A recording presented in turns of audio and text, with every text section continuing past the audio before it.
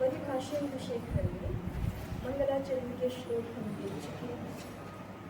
नादेश जी का मंगलाचरण नत्वा साकं शिवं ब्रह्मणादेशः कुरुते सिद्धिः बालानां सुखबोधाय परिभाषा शेखर, जिसका हिंदी व्याख्याकार ने 3 प्रकार से अर्थ किया है। एक सगुण साकार परमेश्वर के संदर्भ में, एक निर्गुण निराकार ब्रह्मस्वरूप के लिए, और तीसरा नागेश जी का जो अपना कुटुंब है, परिवार है, उसके संदर्भ में माता पिता का अभिवादन करते हुए ये 3 प्रकार से अर्थ किया। और विश्वनाथ मिश्र जी की जो व्याख्या है सुबोधिनी टीका, उसके में भी टीकाकार ने मंगलाचरण किया। जयंती दामोदर कृष्ण पादा जयंती तच्चारित सर्वगावः कदम्ब विक्षस्त सुवस्त्रलीला लोकोत्तरोऽसौ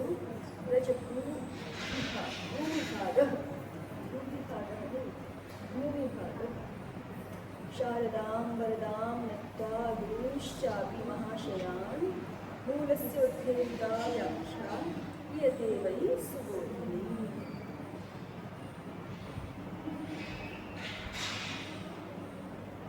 तो यहाँ पे थोड़ा सा हमने इसको देखा। यहाँ बात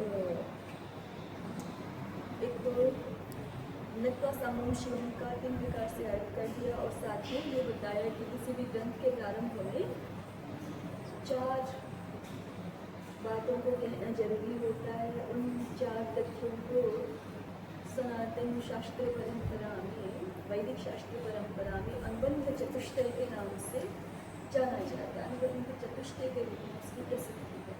इसके अंतर्गत विषय, प्रयोजन, संबंध और अधिकारी, विषय, प्रयोजन, संबंध और अधिकारी, इन 4 का निरूपण करना आवश्यक होता है। इसको निरूपण करके व्याख्याकार ने दिखाया है। अब आगे बढ़ते हैं। प्राचीन वैयाकरण तंत्रे वाचनिकान्यत्र पाणिनीय तंत्रे ज्ञापक न्याय सिद्धानि भाष्यवार्तिकयोः उपनिबद्धानि यानि परिभाषा रूपाणि तानि व्याख्यायन्ते। ये वाक्य हम पहले भूमिका में भी देख चुके हैं। भूमिका में भी एक बात आई थी ना कि इस परिभाषा शेखर ग्रंथ में कौन सी परिभाषाएं व्याख्याय परिभाषाओं के रूप में स्वीकार की गई है। वहाँ एक परिष्कार प्रस्तुत किया गया था। व्याख्याय परिभाषा की परिभाषा करो, व्याख्याय परिभाषा क्या है, तो उसको खोल के इसी वाक्य के रूप में पहले भी कहा था, वही अब कह रहे हैं। आप देख सकते हैं नीचे, आपको ध्यान आएगा।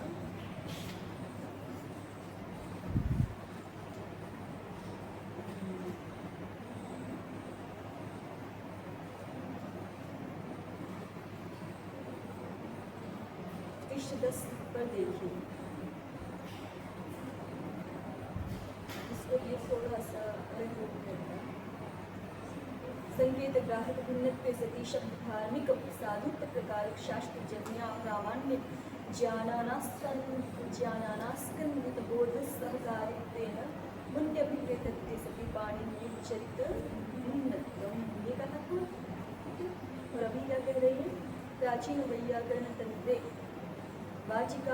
वाचनिकान्यत्र, ये भी वाक्य कहीं आ चुका है। पाणिनि प्राचीन वैयाकरण तंत्र, प्राचीन वैयाकरण तंत्र में वाचनिकान्यत्र, वाचनिक से जो भिन्न है, पाणिनीय तंत्र। तेरा पृष्ठ क्या है? हाँ, जा चुका है ना 13 पृष्ठ। प्राचीन वैयाकरण तंत्र नागेश भट्ट ने अपने शब्दों में इस बात को प्रकट किया है। तो ये नागेश जी के अपने वाक्य हैं। इन परिभाषा व्याख्याएं क्या है, और जो वो आगे है वो भूति या जया में से किसी का होगा, संकेत या अभिव्यक्ति, वो परिष्कार। ये नागेश जी का स्वयं पर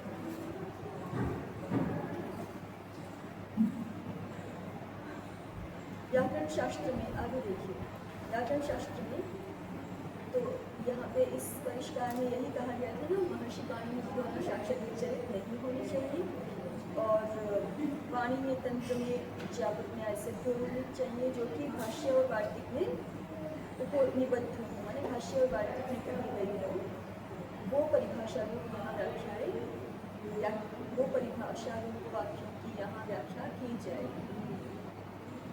प्राचीन वैयाकरण तंत्र वाचनिका अन्यत्र, प्राचीन वैयाकरण तंत्र में जो वाचनिक से भिन्न है, पाणिनि तंत्र माने महर्षि पाणिनि जी द्वारा साक्षात वाचनिक नहीं होनी चाहिए, माने साक्षात वचन रूप नहीं होनी चाहिए। और ज्ञापक न्याय सिद्धांत, ज्ञापक न्याय सिद्ध हो, भाष्य वार्तिक में उपनिबद्ध हो, ऐसे जो परिभाषा वाक्य होंगे वो यहाँ व्याख्यात किए जाएंगे।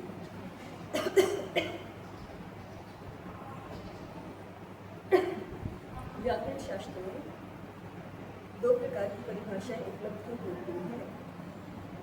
पहले प्रकार में तस्मिन् निर्दिष्टे पूर्व से इस प्रकार की सूत्रात्मक परिभाषाएं